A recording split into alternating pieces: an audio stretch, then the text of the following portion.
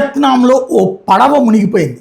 తెలుగు రాష్ట్రాలకు చెందిన వాళ్ళు టూరిస్టులుగా అక్కడికి వెళ్ళి వాళ్ళు ప్రాణాలు కోల్పోయారన్నటువంటిది ఆవేదన భరితమైనటువంటి అంశం. భారత రాయబార కార్యాలయం మేరకు ట్వీట్ చేసింది.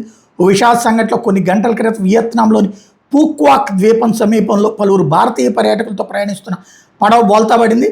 స్థానిక అధికారులు గాలింపు మరియు సహాయక చర్యలు కొనసాగిస్తూ ఈ ఘటనకు సంబంధించిన ఖచ్చితమైన వివరాలు తెలుసుకుంటున్నారని ప్రకటించింది. బాధిత కుటుంబాలకు సమాచారం మరియు సహాయం అందించేందుకు హోచిమిన్ సిటీలోని భారత కాన్సులేట్ జనరల్ కార్యాలయంలో ఒక కంట్రోల్ రూమ్ ఏర్పాటు చేశామని చెప్పారు. అలాగే హనోయిలో కూడా ఒక కంట్రోల్ రూమ్ ఏర్పాటు చేశామన్నటువంటి విషయాన్ని ప్రకటించారు. అనుకోకుండా జరిగినటువంటి ఈ విషాదం, ఇదిగో అక్కడ దృశ్యాలు. స్థానికులు కొంతమందిని రక్షించే ప్రయత్నం చేశారు, బట్ ఎక్కువ మంది ప్రాణాలు కోల్పోయారు. భారతదేశంలో అక్కడికి ఎంజాయ్ చేయడం కోసం వెళ్ళినటువంటి వాళ్ళు, టూర్ ఎంజాయ్ చేయడం కోసం వెళ్ళినటువంటి వాళ్ళు ప్రాణాలు కోల్పోయారు.